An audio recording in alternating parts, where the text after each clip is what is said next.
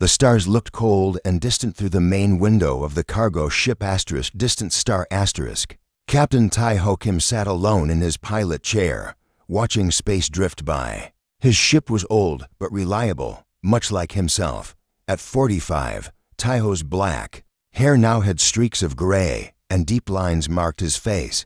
His eyes, once bright with hope, had grown dull over the years. "Ship status normal, Captain," said the ship's computer in a flat voice.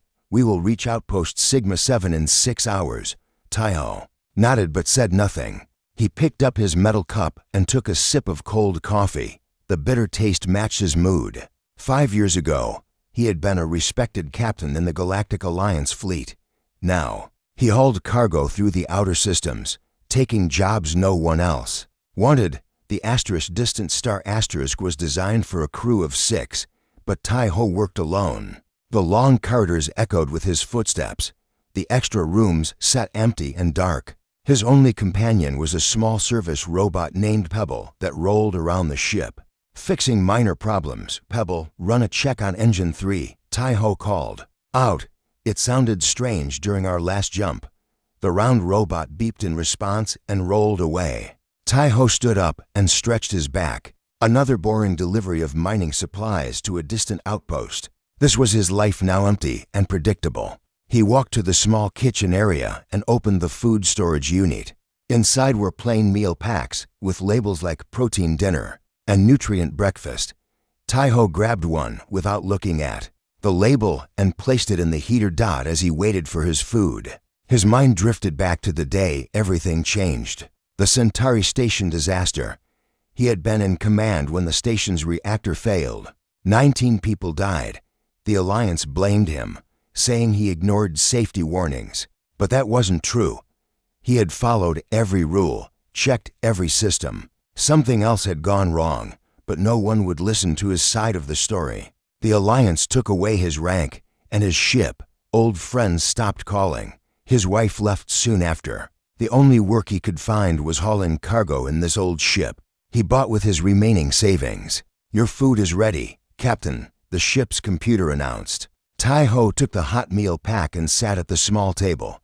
As he ate the bland food, he looked at the photos stuck to the wall. His old crew from better days, his parents' home on Earth, places he would probably never see again. "Captain," the computer's voice interrupted his thoughts. "I detect an unscheduled ship approaching our position." Tai Ho put down his fork. "Show me." The screen on the wall lit up, displaying a small craft moving quickly toward the * distant star *. It was unlike any ship Tai Ho had seen before. Instead of the boxy, practical design of human ships, this vessel was smooth and curved, almost like a living thing. Its surface shimmered with strange lights that pulsed like a heartbeat. "The ship is broadcasting an emergency signal on all channels," the computer reported. "Play it." Tai Ho ordered, standing up. A voice filled the room. It was female and spoke with an unusual accent. "This is diplomatic vessel * Morning Light * requesting emergency assistance. Systems failing. Need immediate docking. Please respond." Tai Ho frowned. Out here in the far reaches of space, unexpected visitors usually meant trouble. Pirates sometimes used fake distress calls to lure in helpful ships, then attack and steal their cargo.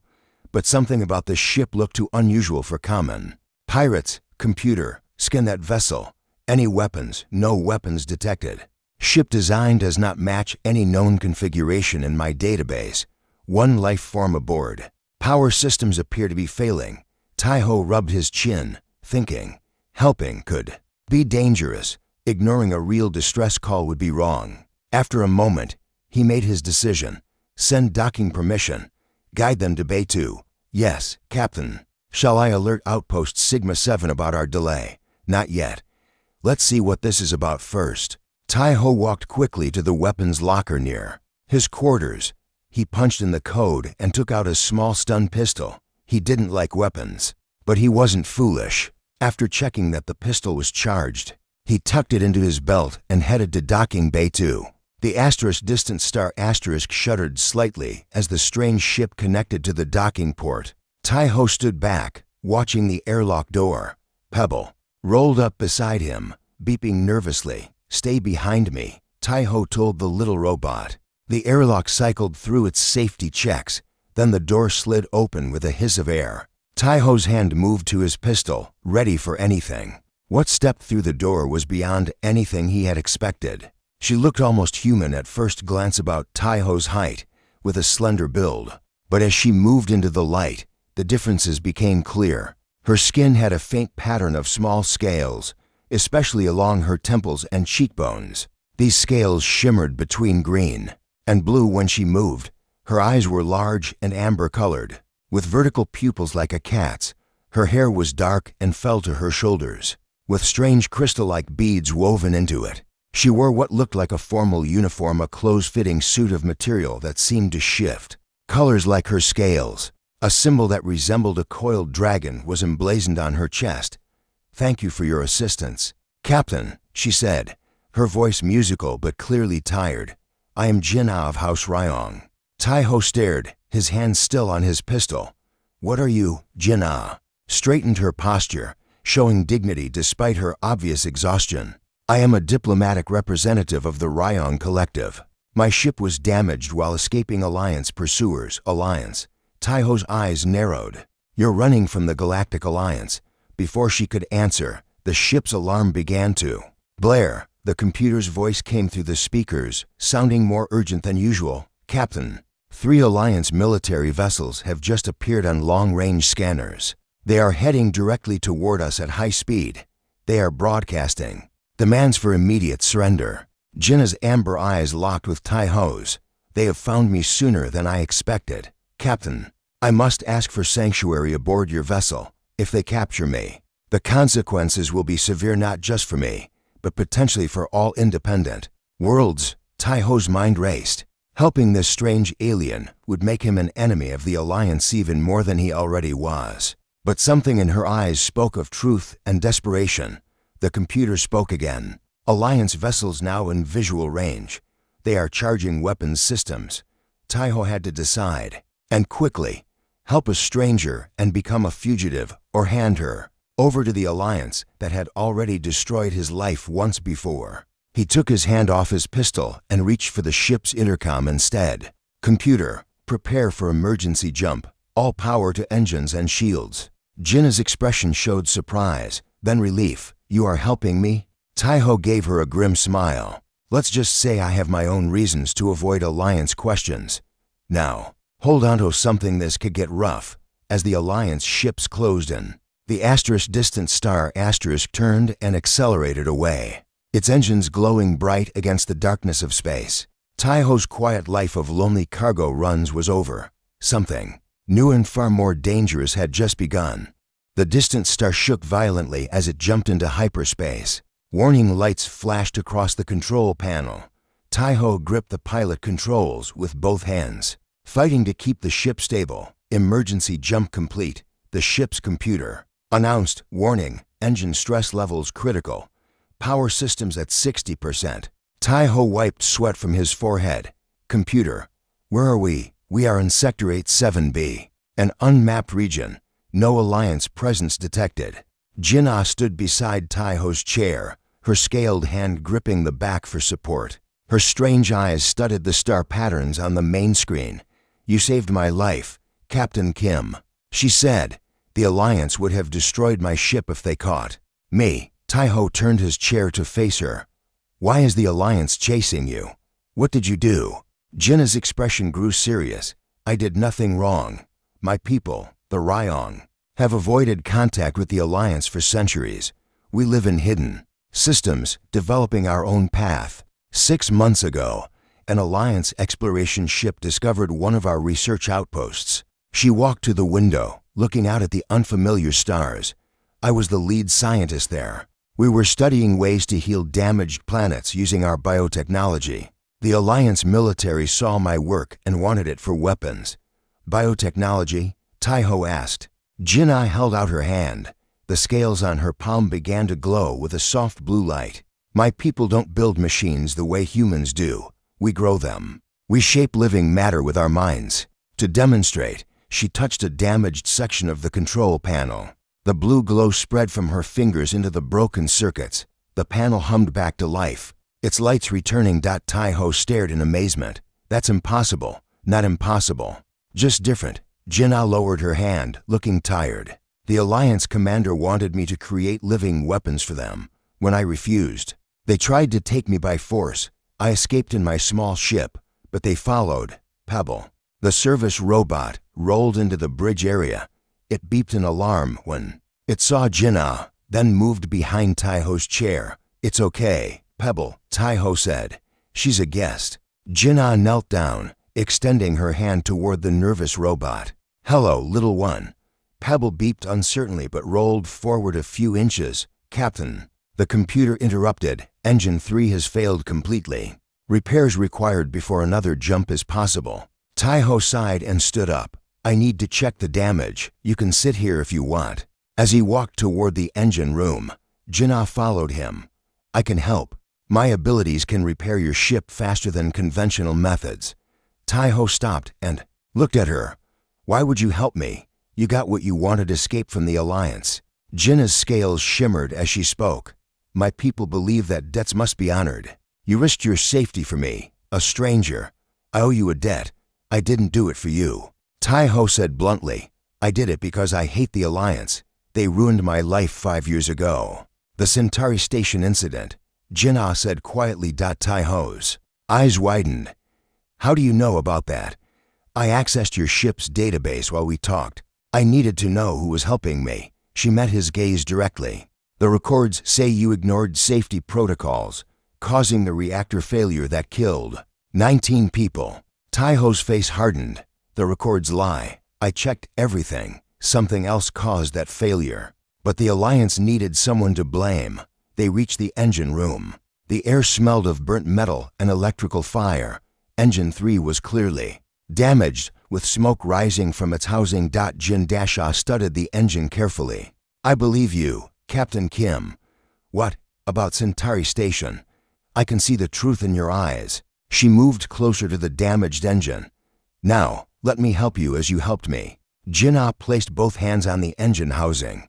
Her scales began to glow brighter than before, spreading a web of blue light across the damaged parts. The metal seemed to shift under her touch, like clay being reshaped. Tai-Ho watched in wonder as broken components reconnected and burnt wiring regrew. After several minutes, Jin-Ah stepped back, looking tired but satisfied. Try it now, she said. Tai-Ho pressed the engine test button. Engine 3 hummed to life, running more smoothly than it had in years. That's amazing, he said. How did you do that? I shared my energy with your ship, guiding the repairs. Jin-Ah swayed slightly, clearly exhausted. It takes much strength, especially with unfamiliar technology. Tai-Ho caught her arm as she stumbled.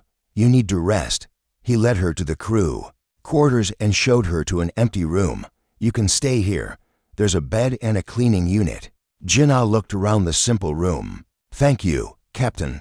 Just call me Tai-Ho, he said. Get some rest. We'll talk more later. As Tai-Ho turned to leave, Jin-Ah spoke again. There's something I haven't told you. He stopped at the door. What?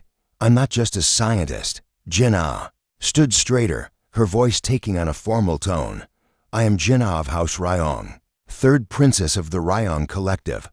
Tai-Ho stared at her. A princess? Your royalty? Yes. That's why the Alliance wants me so badly. My capture would give them leverage over my entire people. Her amber eyes held his gaze. I trust you with this knowledge because you have shown honor. Tai-Ho ran a hand through his gray-streaked hair. Great. I'm not just hiding a fugitive. I'm hiding royal fugitive. Is that a problem? Jin-Ah asked.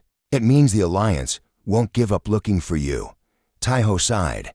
Get some rest, Your Highness. We have a lot to figure out. After Jin-Ah's door closed, Tai-Ho returned to the bridge. He sat in his pilot chair, thinking about everything that had happened.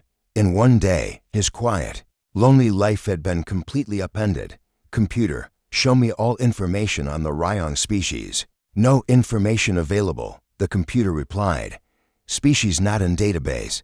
Tai-Ho frowned. Search for any references to biotechnology like what Jin-Ah demonstrated. Searching. No exact matches found. Some theoretical papers on living technology exist, but nothing practical has been developed by Alliance scientists. Pebble rolled up to Taiho's chair, beeping questioningly. I don't know, Pebble, Taiho said, patting the small robot. We might be in serious trouble, or this might be the most important thing I've ever done. The ship drifted quietly through the unmapped sector. On the long-range scanner, a small alert appeared. 3 ships were moving in a search pattern at the edge of sensor range. Alliance ships detected, the computer announced. Current course will bring them to our position in approximately 10 hours. Taiho straightened in his chair.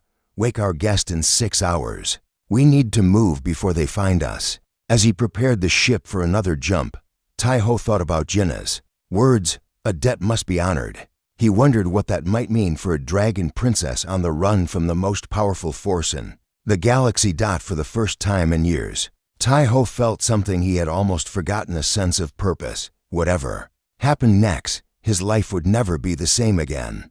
Jinna awoke to the sound of gentle beeping. Pebble, the small service robot, was at her door, flashing its lights urgently. She sat up quickly, her scales shifting color as she became fully alert. Is something wrong? She asked. Pebble spun in a circle and rolled away, clearly wanting her to follow.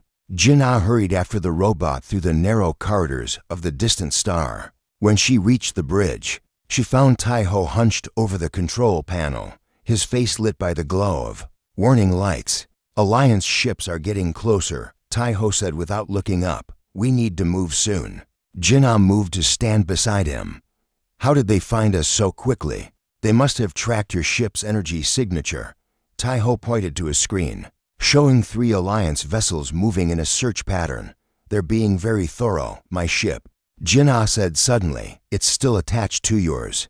Ryong vessels have a unique energy pattern that their sensors can detect from far away.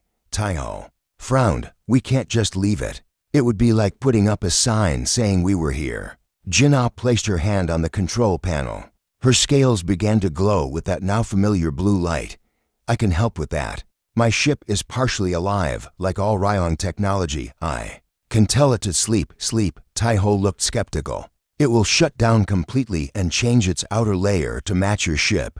The Alliance scanners won't be able to tell it apart from the distant star. Taiho nodded. Do it. Then we need to plan our next move.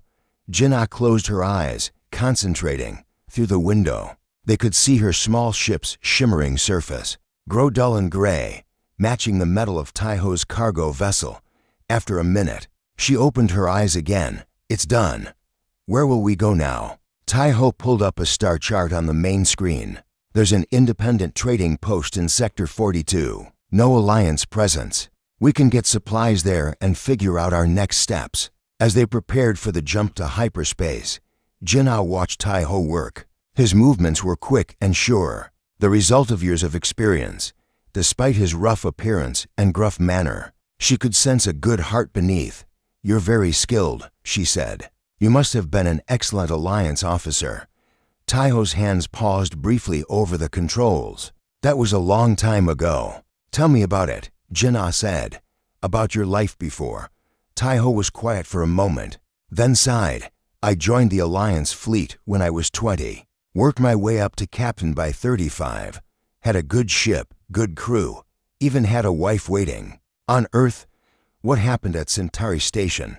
Jinna asked gently. Taiho's face darkened.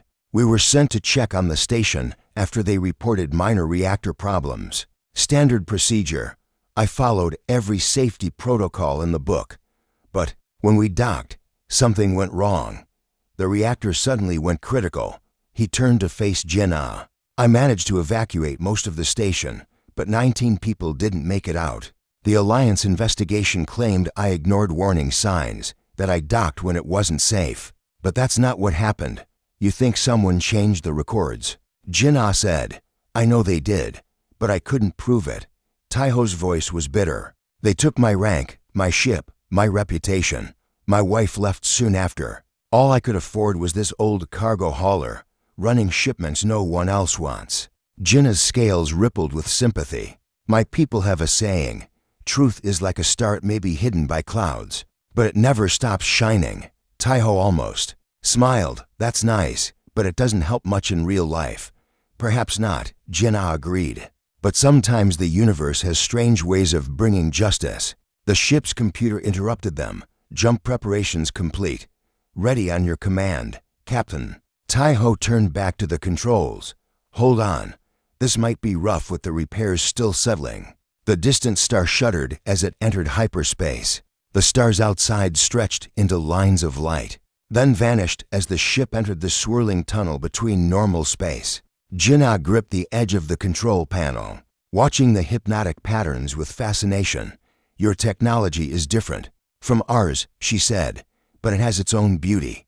Tai-Ho glanced at her. Speaking of technology, I'd like to know more about yours. That trick with the engine, how does it work? Jinnah considered how to explain.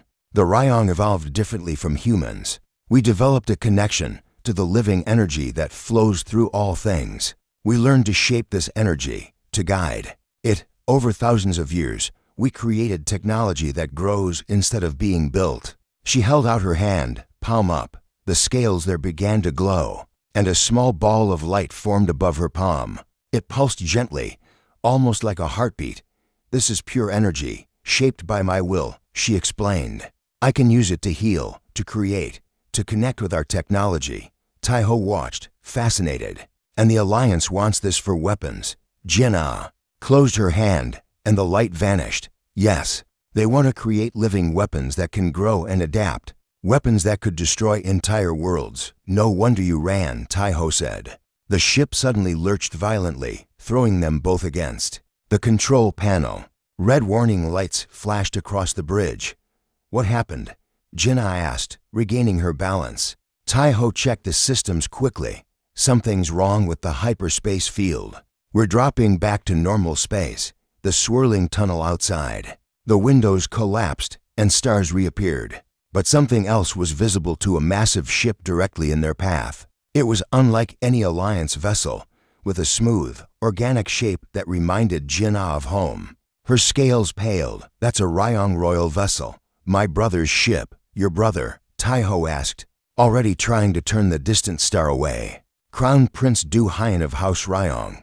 Jinnah's voice was tight with worry. He leads the conservative faction that wants to keep all contact with humans forbidden. Before Tai-Ho could respond, the ship's communication system activated. A stern, male voice filled the bridge. Unidentified human vessel.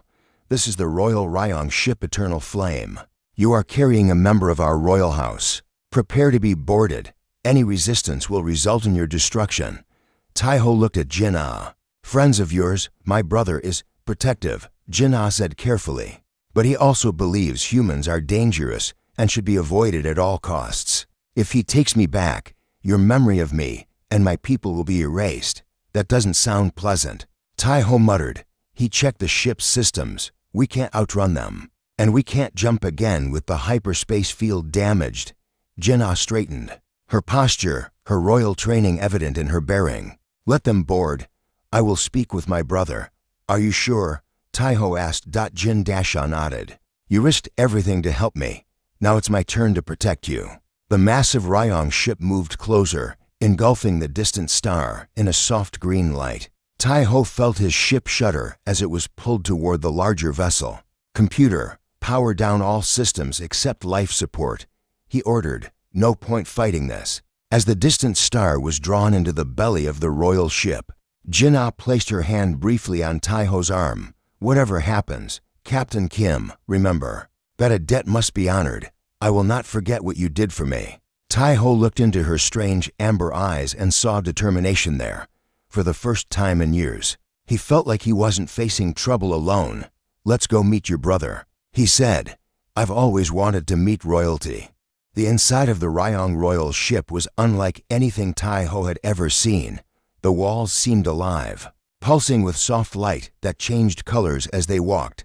The floor was smooth but slightly warm, as if the ship itself had a body temperature. There were no sharp edges anywhere. Everything curved and flowed like water frozen in motion. Four Ryong guards escorted them through the living corridors. The guards were taller than Jinnah, with scales that shifted between deep red and gold. They carried no visible weapons, but Tai-Ho sensed they were dangerous nonetheless. Your brother's ship is impressive, Tai-Ho whispered to Jinnah as they walked. The eternal flame is our oldest royal vessel, Jinnah replied quietly. It has lived for over 500 years.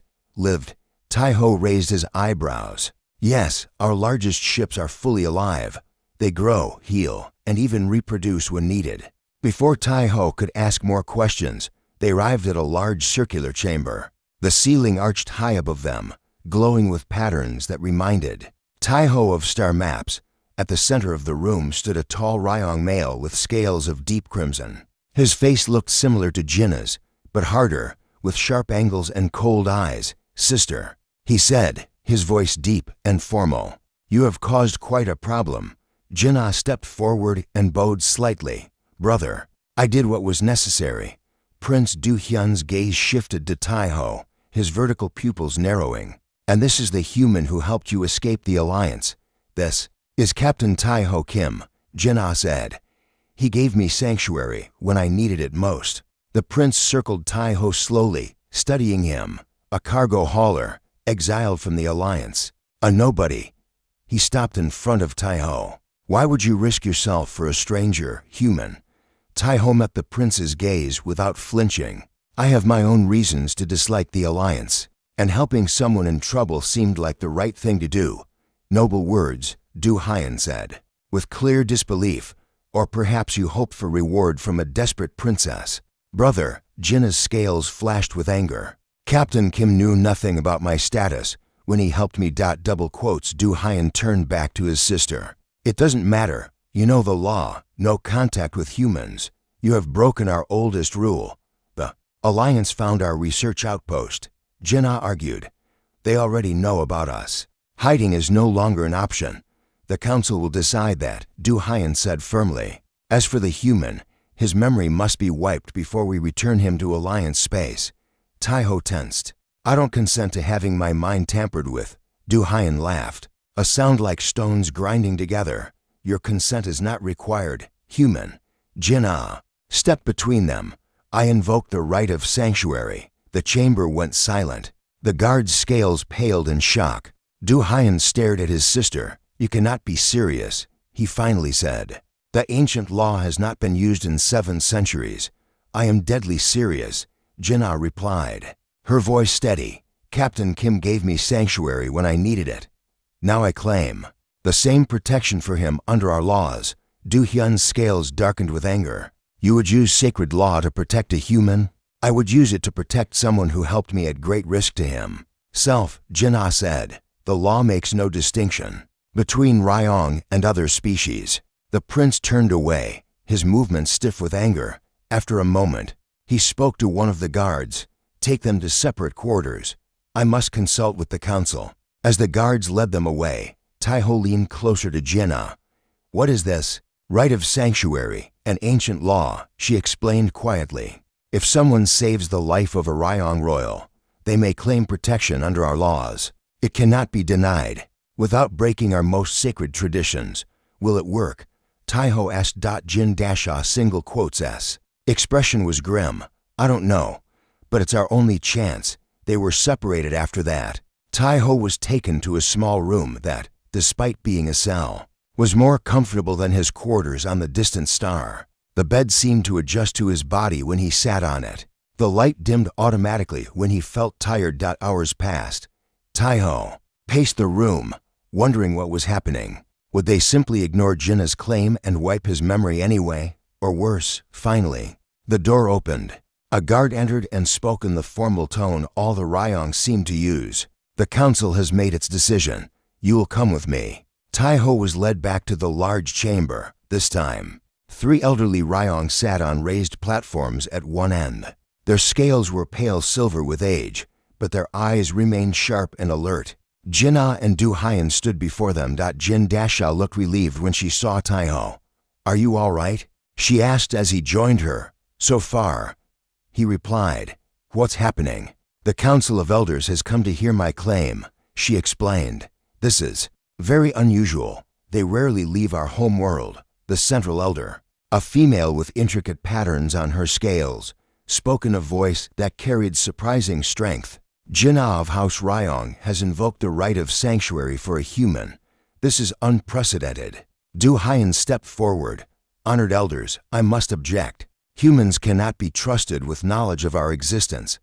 The Alliance already seeks our technology. For weapons, we are aware of your position. Prince Du Hyan, the elder replied. She turned her gaze to Taiho. Human, do you understand what is happening here? Taiho straightened his posture. Not entirely, elder, but I understand that Jinnah is trying to protect me as I tried to protect her. The elder nodded slowly. The right of sanctuary is sacred among our people, but it has never been claimed for an outsider. There's only one way to determine if you are worthy of such protection. Jinnah gasped. Elder Sumin, you cannot mean the trial of shared minds, the elder confirmed. It is the only way. Du Hyan looked shocked. That ritual is dangerous even between Ryong. A human mind could be destroyed. What is this trial? Taiho asked, looking between the concerned faces. Jinnah turned to him, her scales pale with worry. It's an ancient ritual where two minds are completely connected. No barriers, no secrets. Few non-Ryong have ever experienced it. Those who did were changed.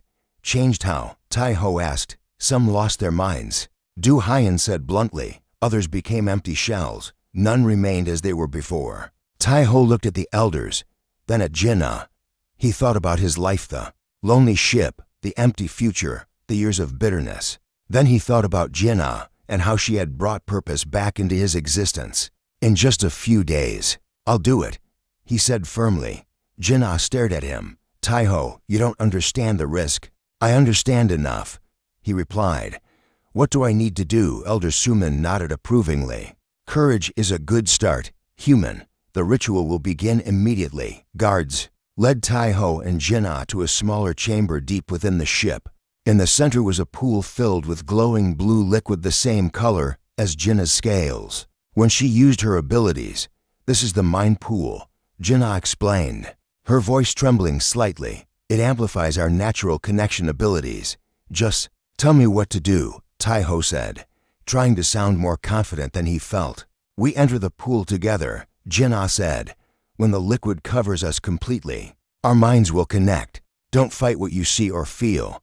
Just let it flow through you. Taiho nodded. They stepped to the edge of the pool. Jinnah took his hand, her scaled fingers warm against his skin. Ready? She asked. Taiho looked into her amber eyes. Ready. Together, they stepped into the glowing liquid. The blue liquid felt warm as it rose around Taiho and Jinnah. It didn't feel wet like water, but more like stepping into a cloud of light. Taiho's heart raced as the glowing fluid reached his chest, then his neck. Remember, Jinnah said. Her voice calmed despite her fear. Don't fight what you see. The liquid covered their heads. Taiho held his breath at first, then realized he could breathe normally. As soon as this thought crossed his mind, everything changed. Colors exploded in his vision. He felt like he was falling and flying at the same time. Then, suddenly, he wasn't just Taiho anymore. He was Jinnah, a young Ryong princess, running through the living corridors of her home. He felt her joy as she discovered her powers for the first time, making a small flower grow in her palm. He felt her pride when she became the youngest royal ever to lead a research team.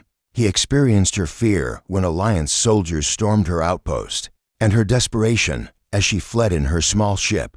At the same time, Jinnah was experiencing Taiho's life, his childhood dreams of space travel, the day he became a captain, the horror of the Centauri Station disaster, the pain of losing everything, the emptiness of the years that followed. Their minds flowed together like two rivers joining. There were no secrets, no hidden thoughts. Everything was open, raw, and true. Taiho saw the truth of the Centauri incident through Jinnah's analytical mind. She understood engineering in ways he never could. Together, they examined his memories of that day and saw what really happened. Alliance officials had secretly tested a new weapon on the station's reactor. When it went wrong, they needed someone to blame. Jinnah felt Taiho's pain and loneliness, but also his quiet strength and his deep sense of right and wrong. She understood why he had helped her despite the risk. Taiho experienced Jinnah's conflict between duty to her people and her belief that isolation was no longer the answer. He felt her hope that humans and Ryong could work together against the growing corruption in the alliance. The connection seemed to last forever, yet also just a moment. When the blue liquid finally receded, they stood facing each other, gasping and trembling. Taiho looked at Jinna with new eyes. He knew her now completely, deeply in a way that would have been impossible before. "You survived," Jinna whispered, her scales glowing with emotion. "Your mind is still whole." "So is yours," Taiho replied. He felt different, changed in ways he couldn't yet understand, but he was still himself. Guards led them back to the main chamber where the Council of Elders waited. Du Haiyan stood to one side, his expression tense. Elder Suman studied them carefully. "The ritual is complete. We have witnessed the melding of minds." The second elder, a male with faded blue scales, spoke next. "The human's heart is true. His actions toward our princess were not motivated by greed or deception. More importantly," said the third elder, "we have seen the truth of the Alliance's actions. They are more dangerous than we realized." Du Haiyan stepped forward. "What is your decision, honored elders?" Elder Suman's gaze moved from Jinna to Taiho. "The right of sanctuary is granted. Captain Taiho Kim may retain his memories and his freedom." Jinna's scales brightened with relief. Taiho felt his shoulders relax for the first time since boarding the royal ship. Furthermore, Elder Suman continued, "We have a new task for Princess Jinna." Jinna straightened, her royal training evident in her posture. "I am ready to serve, Elder." "The time of hiding is ending," the elder said. "The Alliance knows of our existence and seeks our technology. We must prepare for this new reality." The second elder nodded. "Princess Jinna will serve as our first ambassador to the independent human worlds, those outside Alliance control." Du Hyun's scales darkened with shock. "This is unprecedented. We have avoided contact with humans for centuries. Times change." "Prince Du Haiyan," Elder Suman said firmly, "we must change with them or be destroyed." She turned to Taiho. "Captain Kim, you know both our worlds now. Will you assist Princess Jinna in this mission? Your ship will serve as a mobile embassy between our peoples." Taiho was stunned hours ago. He had been a lonely cargo hauler with no future. Now he was being offered a purpose that mattered. "I would be honored," he said. "Then it is decided," Elder Suman declared. "The distant star will be upgraded with our technology to better serve this mission. Captain Kim and Princess Jinna will work together to build alliances against the growing threat of Alliance expansion." Du Haiyan did not look happy, but he bowed to the elder's decision. "I will provide a security detail for my sister." "That won't be necessary," Jinna said quickly. "Captain Kim has proven he can be trusted with my safety." The prince frowned but did not argue further. 2 weeks later, the distant star drifted through the beautiful colors of the Horsehead Nebula. The ship was barely recognizable. Ryong biotechnology had merged with its human engineering, creating a hybrid vessel unlike any other in the galaxy. The once empty corridors now pulsed with soft light. The engines ran at twice their previous efficiency. Even Pebble had been upgraded with a small piece of living Ryong tech that made the little robot smarter and more responsive. On the bridge, Taiho plotted their course while Jinna communicated with her people through a pulsing organic terminal that had grown from the wall. "The Council reports that Alliance patrols have increased along the border worlds," she said, closing the connection. "They're still searching for me, and for your technology," Taiho added. He checked their position on the star map. "We'll reach New Bizen tomorrow. The colony leaders are eager to meet you." New Bizen was the largest independent human settlement in this sector. If they could form an alliance there, others would follow. Jinna moved to stand beside Taiho, her scales shimmering in the nebulas. "Light, are you ever sorry you agreed to this, becoming an enemy of the Alliance?" Taiho smiled slightly. "I was already their enemy. The difference is, now I'm doing something that matters." He paused, looking at the stars. "And I'm not alone anymore." The ship's communication system activated suddenly. A dozen small vessels appeared on their sensors-independent ships. From colonies throughout the sector, Captain Kim called the leader of the independent fleet. "We received your message. Is it true you have a way to protect our worlds from Alliance control?" Taiho glanced at Jinna, who nodded confidently. "More than that, Taiho replied. We have the beginning of something new, something that will change the balance of power in this galaxy. As Jinnah prepared to address their new allies, she placed her hand over Taiho's on the control panel. Where their skin met, a faint glow emerged, the beginning of a bond that neither human nor Ryong tradition had names for. Yet the trial of shared minds had changed them both. Taiho now understood the Ryong biotechnology in ways no human ever had before. Jinnah had gained Taiho's practical knowledge of human worlds and politics. Together, they were something new, a bridge between two species. The Alliance believes they can simply take what they want, Jinnah said to the waiting fleet. They believe that power comes from weapons and control, but true power comes from connection, from understanding, from working together. Taiho watched her speak, remembering the lonely man he had been just weeks ago. He had thought his life was over, that nothing important would ever happen to him again. How wrong he had been. As the independent ships moved into formation round the distant star, Taiho felt something he hadn't experienced in years: hope, not just for himself, but for all the free worlds that stood against Alliance control. Ready for what comes next? Jinnah asked him when she finished her address. Taiho looked at the stars, spread out before them, each one holding new possibilities. Ready, he confirmed, and together they faced the future.